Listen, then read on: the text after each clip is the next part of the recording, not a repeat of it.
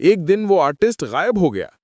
बस उसका कमरा मिला, दीवारों पर अजीब चित्र थे और मीरा डॉल बीच में बैठी मुस्कुराती हुई।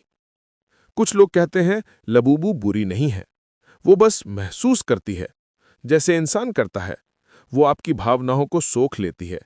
अगर आप उसे प्यार दोगे तो मुस्कुराएगी, अगर डर दोगे तो डराएगी। अब रिया की कहानी पर लौटते हैं। समय बीत गया, रिया बड़ी हो गई, लेकिन उसने लबूबू कभी नहीं फेंका। डॉल अभी भी उसी शेल्फ पर बैठी थी। रिया कहती थी, जब मैं दुखी होती हूं वो मुस्कुराती है, जैसे कह रही हो सब ठीक हो जाएगा। लेकिन कुछ दिन बाद उसके दोस्त ने देखा, लबूबू की मुस्कान गायब थी और उसी हफ्ते रिया का एक्सीडेंट हो गया।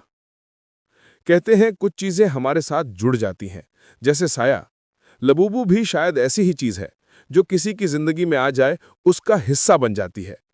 कुछ इसे कला कहते हैं, कुछ इसे शैतानी, लेकिन सच्चाई कोई नहीं जानता।